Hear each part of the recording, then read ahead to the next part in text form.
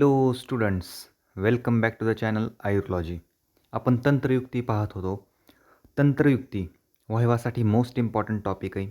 तंत्रयुक्ती म्हणजे काय नेमकं समजून घेऊयात. तंत्रयुक्ती म्हणजे काय तर ग्रंथ समजून घेण्यासाठी आचार्यांनी काही विशेष युक्ती केली, काही पद्धती, काही उपाययोजना केल्या, त्यांना आपण तंत्रयुक्ती म्हणतो. तंत्रयुक्तीची परिभाषा पहा. तंत्रस्य युक्तय तंत्रयुक्तय. तंत्र म्हणजे काय? ग्रंथ किंवा साधी गोष्ट लक्षात घ्या. तंत्र म्हणजे शरीर आणि युक्ती म्हणजे उपाय. हे शरीर, हे तंत्र जपण्यासाठी कोणकोणत्या उपाययोजना केलेल्या आहेत तर त्याला म्हणले आपण तंत्रयुक्ती. ओके.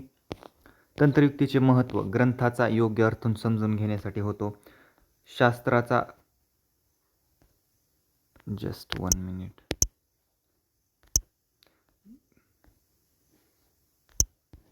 तर कशाकशासाठी उपयोग होतो? ग्रंथाचा योग्य अर्थ समजून घेण्यासाठी, शास्त्राचा योग्य अर्थ समजून घेणे सोपे होते त्यामुळं, आणि चिकित्सेमधील तर्कशक्ती वाढते. ओके. तंत्र तंत्र म्हणजे नेमकं काय हो? तर तंत्र म्हणजे धार्यते शरीर मनेन इति तंत्रम. जे शरीर आणि मनाला धारण करते त्याला आपण तंत्र असे म्हणतो. ठीक आहे. आता या तंत्रयुक्तीमध्ये प्रत्येक आचार्यांचं काही वेगवेगळं मत आहे. काही आचार्यांचं म्हणणं आहे की चरकांनुसार 36 तंत्रयुक्ती सांगितलेले आहेत, आचार्य सुश्रुतांनुसार 32 तंत्रयुक्ती आणि आचार्य हरिश्चंद्रानुसार 40 तंत्रयुक्ती सांगितले गेलेले आहेत. बरोबर. तर आपण मेनली आचार्य चरकांवरती फोकस करणार आहोत आणि आचार्य चरकांनुसार ज्या 36 तंत्रयुक्ती सांगितलेल्या आहेत त्या पाहणार आहोत. ठीक आहे. आता वन बाय वन आपण पाहत चालूया. अधिकार.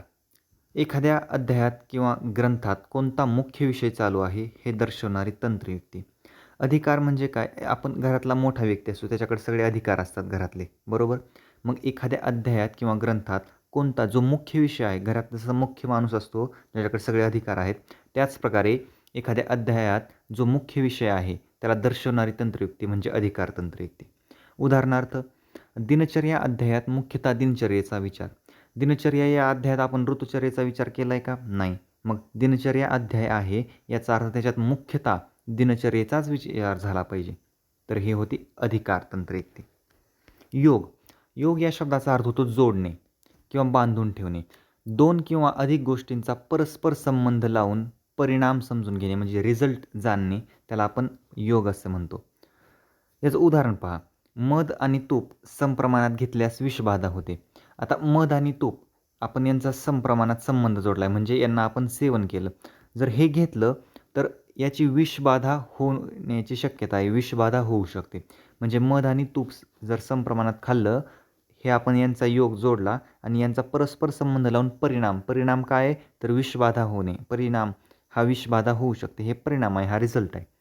तर हे योग तंत्रयुक्ती. हेतुअर्थ. हेतू जाणणे. हेतू म्हणजे काय तर जाणे. एका विधानावरून दुसऱ्या गोष्टीचा अर्थ समजणे. एका विधानावरून जर एक विधान केलं तर त्याचा दुसऱ्या विधानामध्ये रूपांतर करणे, त्याचा दुसरा अर्थ समजून घेणे. म्हणजे काय? जर समजा मी म्हणलं अग्निमंद आहे, अग्निमंद असल्यास अपचन होईल. बरोबर आहे. जर अग्निमंद आहे तर याचा अर्थ अपचन होईल. पण जर अग्नी तीक्ष्ण आहे तर पचन हे लवकर होईल, अपचन होणार नाही. तर हे काय होतं? हेतू जाणे म्हणणे. एका विधानावरून दुसऱ्या गोष्टीचा अर्थ समजणे, त्याला आपण हेतू अर्थ म्हणलं. पदार्थ.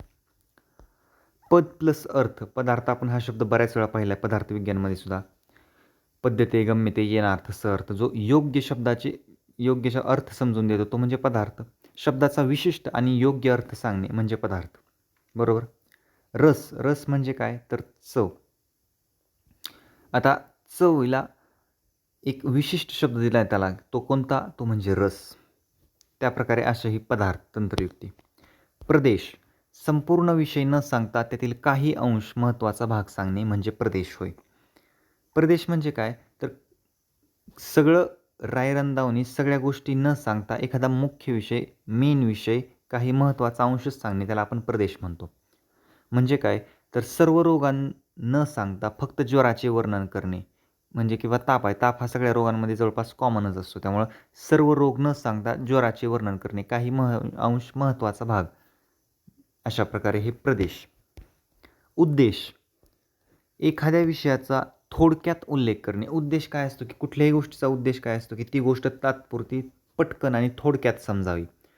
एखाद्या विषयाचा थोडक्यात उल्लेख करणे किंवा त्याचे संक्षिप्त वर्णन करणे म्हणजे शॉर्ट्समध्ये वर्णन करणे त्याला आपण उद्देश म्हणतो. म्हणजे काय तर दोष धातू मल मूलम ही शरीरम एवढंच म्हणून थांबणे किंवा फक्त त्रिदोषांचा उल्लेख केला.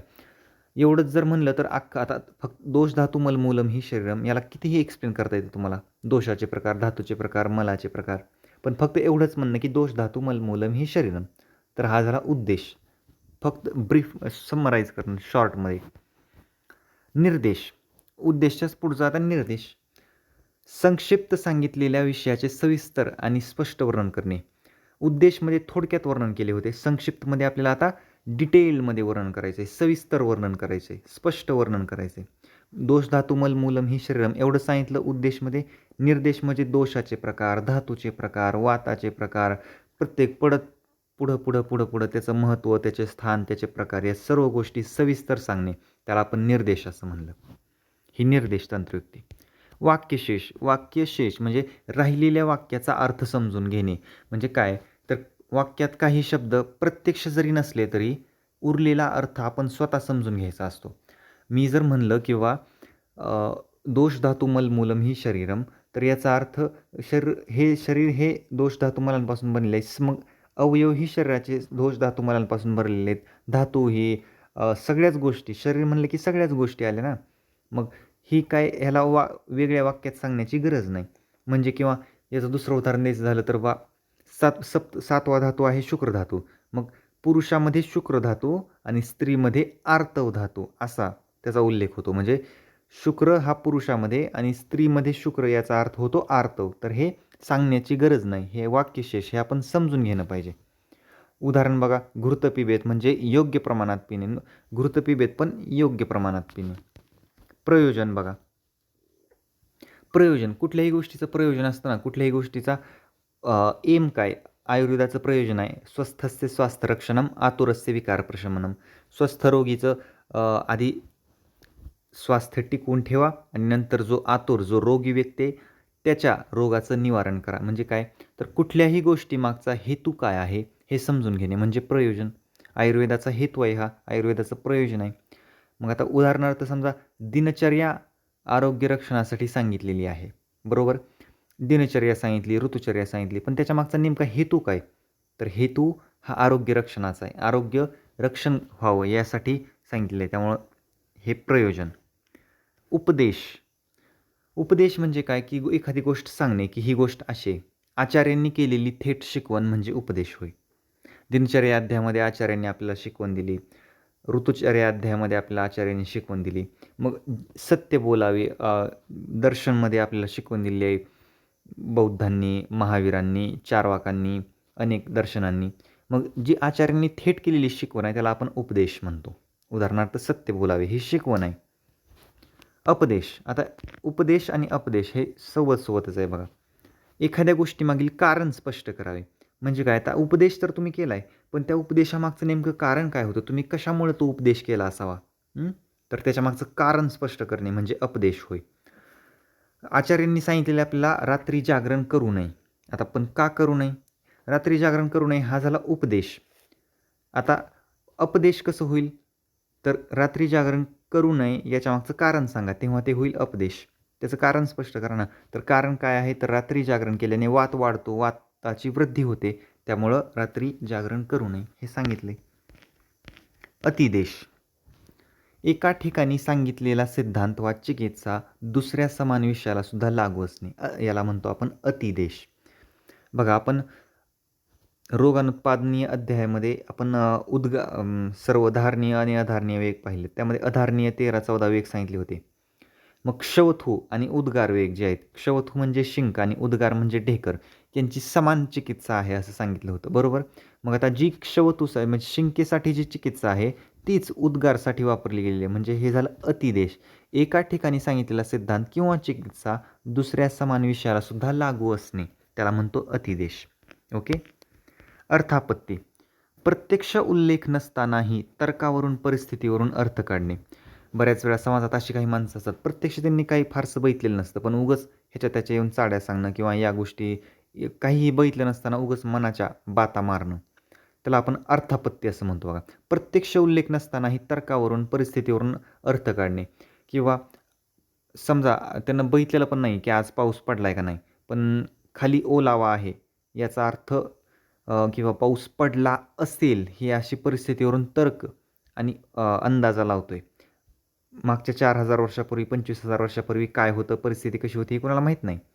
पण त्या फॉसिल फ्युल्सवरून, एम्ब्रिओलॉजिकल डिपार्टमेंटवरून, सगळ्या गोष्टींवरून, बायोलॉजिकल डिपार्टमेंटवरून जेवढेही खगोलतज्ञ आहेत, भूशास्त्रज्ञ आहेत, त्यांच्या अंदाजावरून गोष्टी सांगणे म्हणजे अर्थापत्ती होय. किंवा याचं उदाहरण द्यायचं म्हणलं तर बघा, दिवसा न खाणारा स्थूल मनुष्य रात्री खात असावा, हे एक उदाहरण. 14वा निर्णय. निर्णय साधी गोष्ट आहे. निर्णय म्हणजे सर्व चर्चा, तर्क व विचारानंतर काढलेला निष्कर्ष म्हणजे निर्णय होय. बरोबर? की प्रत्येक वेळी चर्चा, तर्क आणि विचारविमर्श केल्यानंतर जो निष्कर्ष काढला आहे तो म्हणजे निर्णय आहे. उदाहरणार्थ त्रिफळा हे शरीरासाठी हितकर आहे. मग त्रिफळा हे शरीरासाठी हितकर आहे हा निर्णय आहे, पण त्याच्यासाठी सर्व चर्चा, तर्क केलेले आहे, त्याच्यावरती परीक्षा झालेल्या आहेत, त्याच्यावरती विचारविमर्श झालेला आहे आणि तेव्हा हा निष्कर्ष निघाला की त्रिफळा हे हितकर आहे. प्रसंग. साहजिक गोष्ट आहे, जीवनामध्ये असे बरेचसे प्रसंग येतात. आता प्रसंग हा शब्द आपला डेली लाईफमधला फार वापरण्याचा शब्द आहे. मुख्य विषय चालू असताना संदर्भानुसार दुसरा संबंधित विषयमध्ये येणे. म्हणजे काय, तर मुख्य विषय चालू आहे पण त्याच्या आपण म्हणतो ना, आपण समजा मित्र सगळे बसले आहेत आणि बोलत आहेत आणि एकदम अचानकच दुसऱ्या मित्राची आपल्याला आठवण होणे आणि त्याचा नाव घेऊन तो दुसरा आपण तुला आठवतं आहे का रे तेव्हा काय झालं हो बघ बरं. म्हणजे अशी गोष्ट सांगणे, मुख्य विषय चालू असताना दुसरा कुठला तरी विषय सांगणे, दुसऱ्या कुठल्या तरी व्यक्तीचं नाव घेऊन तो विषय मांडणे, त्याला म्हणतो आपण प्रसंग. उदाहरणार्थ ज्वराच्या रोगात पचनाची चर्चा होणे. ज्वराच्या रोगाबाबत चर्चा असताना तुम्ही पचनाबाबत बोलणे किंवा पचनाचा संदर्भ तिथं आणणे, पचनाचा प्रसंग सांगणे, त्याला आपण प्रसंग म्हणतो. एकांत. नावातच आहे बघा एकांत. ज्या विधानात कोणताही अपवाद नसतो ते निश्चित सत्य असते. एकांत किंवा जे सगळ्यांना मान्य आहे ते मत म्हणजे एकांत आहे. मृत्यू हे अटळ आहे, बरोबर आहे, आणि हे सत्य आहे, याला कुणीही नाकारू शकत नाही. किंवा याला दुसरं उदाहरण घ्या,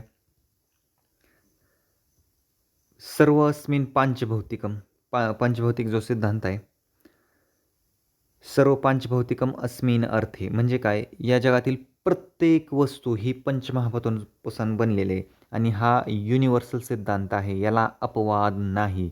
तुम्ही म्हणाल ती गोष्ट, तुम्ही स्वतः, शरीर, मन, माती, या घर, जमीन, सगळ्या गोष्टी तुम्ही म्हणाल ती गोष्ट ही कशापासून बनलेली आहे, ही फक्त आणि फक्त पंचमहाभूतांपासूनच बनलेली आहे आणि हे सत्य आहे, अटळ सत्य आहे.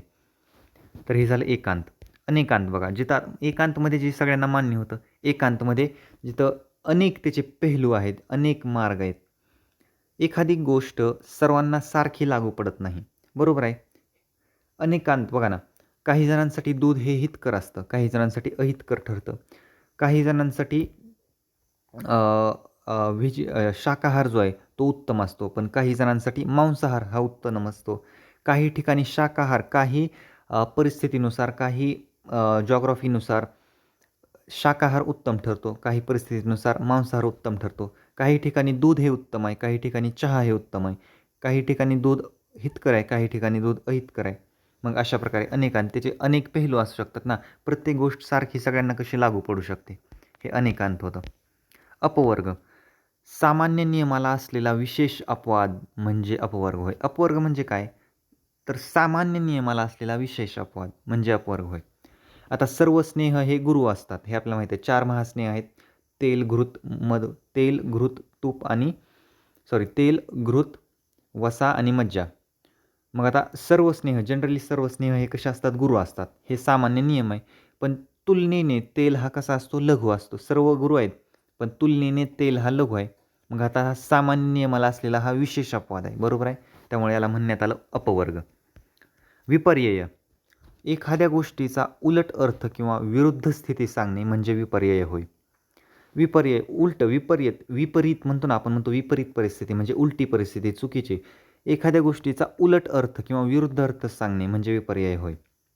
म्हणजे काय तर वसंत ऋतूमध्ये मधुर रसाचे सेवन करायला लावणे. आता एक गोष्ट आपल्याला माहीत आहे की वसंत ऋतूमध्ये मधुर रसाचे सेवन करण्यास पुरेपूर निषेध आहे. बरोबर आहे का?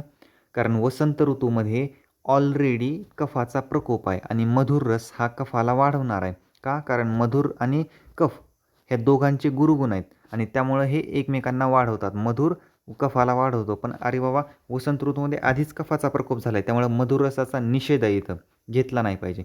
तर ही विपर्य म्हणजे एखाद्या गोष्टीचा उलट अर्थ सांगणे. जिथं मधुर रसाचे सेवन करायचे नाही आहे तिथं सांगणे की सेवन करा, विपर्य. पूर्व पक्ष. पूर्व पक्ष म्हणजे काय की कुठलीही गोष्ट कुठलाही सिद्धांत आधी काही सांगण्यापूर्वी पूर्व पक्ष पूर्व तयारी करणे म्हणजे पूर्व पक्ष होय. कुठलीही एक्झाम युनिव्हर्सिटी एक्झाम होण्याआधी टर्म एक्झाम होणे म्हणजे पूर्व पक्ष होय, म्हणजे पूर्व तयारी होय. इंटरव्ह्यू होण्याआधी मेन्स होणे प्रिलिम्स होणे म्हणजे पूर्व पक्ष होय. बरोबर.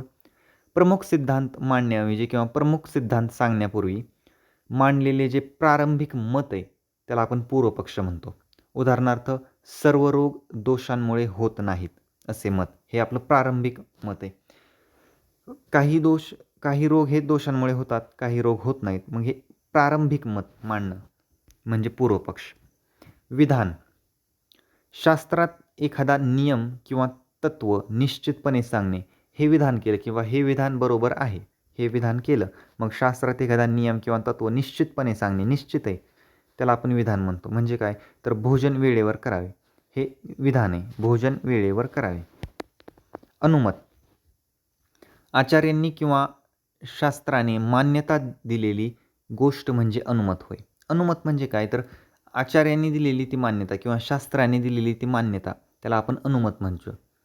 मान्य केलेला चिकित्सा सिद्धांत. आता बघा काही असे सिद्धांत आहेत जे संपूर्ण शास्त्राला संपूर्ण आचार्यांना मान्य आहेत. सामान्य विषय सिद्धांत आहे, पांचभौतिक सिद्धांत आहे. मग का बरं हे मान्य आहेत सगळ्यांना? कारण ते सर्व गोष्टींना सिद्ध आहेत, त्या सर्व गोष्टींना पुरेपूर आहेत, ते उरून बसले आहेत सिद्धांत. त्यामुळं आणि त्या सिद्धांतानुसार जे एक्सप्लेन केलेलं आहे ते ॲक्च्युअलमध्ये या पृथ्वीवरती आहे, म्हणून ते कसे आहेत सर्वांना मान्य आहेत. हे झालं अनुमत. व्याख्यान.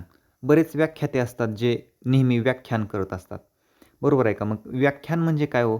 व्याख्याते कोण असतात? जे गोष्टीसाठी समजा तुम्हाला नीटला मोटिवेट करण्यासाठी काही व्याख्याते आलेले आहेत. मग ते व्याख्यात्यांचं काम काय असतं? त्यांच्या व्याख्यानामध्ये त्या गोष्टी नीटबद्दल सविस्तर गोष्टी मांडणे, विस्तृत स्पष्टीकरण मांडणे म्हणजे व्याख्यान होय. उदाहरणार्थ दोष धातू मल यांचे सविस्तर वर्णन करणे. उद्देशमध्ये काय होतं? दोष धातू मल मूलम ही शरीरम एवढंच सांगितलं मेन उद्देश. पण आता दोषाचे प्रकार, धातूचे प्रकार, मलाचे प्रकार, दोषाची स्थानं, धातूची स्थानं, मलाची स्थानं, त्यांची कार्य, प्रकार, स्थाने इत्यादी सगळं डिटेलमध्ये सांगणे, सविस्तर वर्णन करणे व्याख्यानामध्ये. म्हणूनच व्याख्याते हे जास्त बडबडे असतात. बरोबर आहे का? कारण त्यांना स्पष्ट आणि विस्तृत सविस्तर वर्णन करायचं ना त्याचं. 24 संशय. एखाद्या गोष्टीबद्दल विषयाबद्दल निश्चितता नसून मनात शंका निर्माण होणे. बऱ्याच वेळा होतं आपल्या ते की मार्क पडतील का नाही, किती पडतील, पेपर तर लिहिलाय पण पास होतोय का नाही, अशा संशय निर्माण होणे मनात.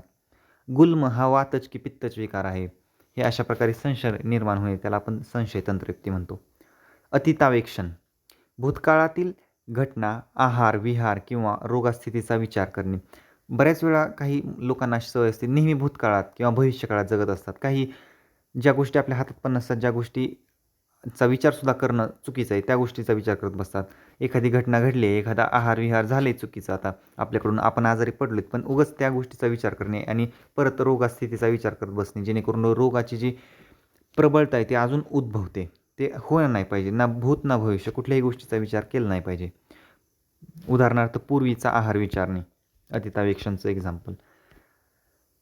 अनागतावेक्षण. भविष्यात होणाऱ्या परिणामांचा बघा, इथं भूत आहे, अतितावेक्षण अतीत, अनागतावेक्षण म्हणजे जे भविष्यामध्ये होणाऱ्या परिणामांचा किंवा रोगा प्रवृत्तीचा विचार करणे, तेच हे एकमेकांशी पूरक आहेत. अतितावेक्षण आणि अनागतावेक्षण.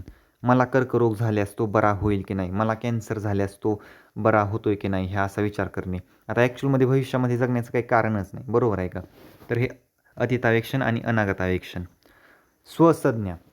शास्त्रात विशेष अर्थाने वापरली जाणारी तांत्रिक संज्ञा, उदाहरणार्थ दोष, आमाशय, अग्नी, धातू. आता अग्नीला आपण जाळसुद्धा म्हणू शकत होतो, पण जाळ वापरले का त्यांनी शब्द? त्यांनी हा प्रॉपर शब्द वापरला आहे काय, की बाबा अग्नी हा प्रॉपर शब्द वापरला आहे ना. मग स्वसंज्ञा शास्त्रात विशेष अर्थाने वापरली जाणारी संज्ञा, त्याला आपण स्वसंज्ञा असं म्हणतो. ऊह्य देश काल व प्रकृतीनुसार स्वतःच्या बुद्धीने योग्य तर्क लावणे. ज्या प्रकारे मी म्हणलं की बा काही गोष्टी कुठं दूध हितकर आहे, कुठं दूध अहितकर आहे, कुठं प्रत्येक प्रकृतीनुसार, प्रत्येक वातावरणानुसार, प्रत्येक जॉग्राफीनुसार, रुग्णानुसार, त्यामुळे औषध मात्रेमध्ये बदल करणं गरजेचं आहे. प्रत्येकाला एक औषध चालत नाही, प्रत्येकाची अवस्था एक नसते, प्रत्येकाची प्रकृती एक नसते, त्यानुसार औषध मात्रेमध्ये बदल करणे म्हणजे ऊह्य होय. समुच्चय अनेक तत्वे किंवा सिद्धांत एकत्रितपणे सांगणे म्हणजे समुच्चय होय. समुच्चय सगळ्यांचा समुच्चय करणे, समुचित सांगणे. वात पित्त कफ हे दोषांतर्गत पाहणे. दोष धातू मलमूलम ही शरीरम. बघा हे तर सगळीकडे येते. किंवा दोष शरीर हे दोषापासून बनलेलं आहे, शरीर हे धातूपासून बनलेलं आहे, शरीर हे मलापासून बनलेलं आहे, हे सांगण्यापेक्षा दोष धातू मलमूलम ही शरीरम जर एवढं सांगितलं तर मिटून जाते ना. त्यामुळे समुच्चय सर्व तत्वे एकत्र एका सिद्धांतात मांडणे म्हणजे समुच्चय. निदर्शन एखादी गोष्ट निदर्शनास आली म्हणजेच काय, एखादी गोष्ट पाहण्यास आली, एखादी गोष्ट अधिक स्पष्ट समजण्यासाठी. बरोबर आहे का? आपण काय म्हणतो, एखादी गोष्ट अधिक स्पष्ट समजण्यासाठी उदाहरण देणे. उदाहरणार्थ पाचक अग्नीला अग्नीची उपमा देणे. पाचक अग्नीला काय केलं आपण, एखादी गोष्ट स्पष्ट समजायची होती ना, मग त्यामुळे पाचक अग्नीला आपण अग्नीची उपमा दिली. निर्वचन शब्दाची फोड करून त्याचा मूळ अर्थ स्पष्ट करणे म्हणजे निर्वचन होय. शब्दाची फोड करायची, एखादा शब्द अवघड आहे तर तो कळत नाही आहे तर त्याची फोड करणे. जर शब्दाची फोड केली तर वाक्याची फोड करता येते, जर वाक्याची फोड करता आली तर पॅरेग्राफची फोड करता येते, आणि जर पॅरेग्राफची फोड करता आली तर संपूर्ण पुस्तकाची फोड करून पुस्तक समजता येते. आयुर्वेद हा शब्द आहे म्हणजे आयु प्लस वेद. आयु म्हणजे काय तर आयुष्य, वेद म्हणजे काय ज्ञान, म्हणजे आयुष्याचे ज्ञान करून देणारा जो शास्त्र आहे त्याला म्हणलं आयुर्वेद. नियोग आज्ञा, कर्तव्य किंवा अनिवार्य पालन करण्यास सांगितलेली गोष्ट म्हणजे नियोग होय. बरोबर का? अधारणीय वेग धारण करू नये. अधारणीय वेग आपल्याला धारण करण्यासाठी सांगितलेले नाही आहेत. बरोबर का? मग ते कशात येतं, हे नियोगमध्ये येतं. आज्ञा किंवा कर्तव्याचं अनिवार्य पालन करणे म्हणजे नियोग होय. विकल्प म्हणजे काय तर पर्याय. आपण म्हणतो ना माझ्याकडे बरेचसे ऑप्शन्स आहेत, पेन नाही तर पेन्सिलनं लिहितो, पेन्सिल नाही तर दुसऱ्या पेननं लिहितो, काळा नाही तर निळ्या पेननं लिहितो. विकल्प पर्याय आहेत. Options are available. एखाद्या कार्यासाठी एकापेक्षा जास्त विकल्प असणे, किंवा मला या ठिकाणाहून दुसऱ्या ठिकाणी जायचे, मग माझ्यासाठी 5 रस्ते आहेत, या रस्त्यावरून जाऊ शकतो, त्या रस्त्यावरून, हे विकल्प असणे. उदाहरणार्थ स्नेहासाठी तेल किंवा घृत वापरावे. 4 महास्नेह आहेत, एखादं तेल तर वापरा किंवा घृत तर वापरा. प्रत्युत्सार चुकीचा समज किंवा मत शंका दूर करणे. प्रत्युत्सार एखादा चुकीचा समज आहे आपल्यामध्ये, शंका आहे तर ती दूर करणे आणि योग्य अर्थ स्पष्ट करणे त्याला आपण म्हणतो प्रत्युत्सार. सर्व जर हे संसर्गजन्य नसतात, हे प्रत्युत्सार आहे. किंवा सर्व जर हे संसर्गजन्य नसतात, काही असतात काही नसतात. उद्धार आपण म्हणतो ना, घरचे आपलं सारखं कधी कधी म्हणत असतात चांगला उद्धार केला आहे तुम्ही. उद्धार म्हणजे काय तर गूढ किंवा लपलेला अर्थ बाहेर काढणे, काही अशी हिडन गोष्ट तुम्ही बाहेर काढली, त्याला आपण म्हणतो उद्धार. मी IAS झालो आणि माझ्या आईबाबांचा उद्धार केला. मी डॉक्टर झालो आणि मी माझ्या आईबाबांचा उद्धार केला, म्हणजे मी आईबाबांचं नाव मोठं केलं. अशाच प्रकारे सूत्राचा गूढ अर्थ स्पष्ट करणे म्हणजे उद्धार होय. त्या गोष्टीमध्ये सर्वदा सर्व भावांना सामान्य वृद्धी कारणम ऱ्हास हेतू विशेषश्च प्रवृत्ती उभे असतो. सामान्य विशेष सिद्धांत आहे हा. त्याच्यामध्ये कुठला गूढ अर्थ लपला आहे तो सविस्तर एक्सप्लेन करणे म्हणजे उद्धार होय. संभव एखादी गोष्ट होण्याची शक्यता किंवा संभाव्यता व्यक्त करणे, किंवा ढग आलेला आहे, काळं ढग दिसते आकाशात, याचा अर्थ आज पाऊस पडू शकतो, ही संभाव्यता ही व्यक्त करणे म्हणजे संभव होय. उदाहरण पहा, अतिभोजन केल्यास स्थौल्य येऊ शकते. जर भोजन जास्त केलं तर ओबिसिटी निर्माण होऊ शकते, हा संभाव्य आहे. बरोबर का? तर ह्या अशा प्रकारे हे 36 तंत्रयुक्ती होत्या आपल्या. या 36च्या 36 तंत्रयुक्ती आपण पाहिलेल्या आहेत. बरोबर. वहिवासाठी हा मोस्ट इम्पॉर्टंट टॉपिक आहे, विचारला जातो, फायनलला विचारला जातो, आपल्या कॉलेजमध्ये विचारला जातो, सगळीकडे विचारला जातो. त्यामुळे या तंत्रयुक्तीला पुरेपूर आणि चांगल्या पद्धतीनं समजून घ्या. नोट्स या एकदा काढा तुम्ही आणि तुमच्या हिशोबाने एकदा वाचून घ्या. ओके, भेटूयात आपण नेक्स्ट लेक्चरमध्ये नेक्स्ट टॉपिकसोबत. बाय.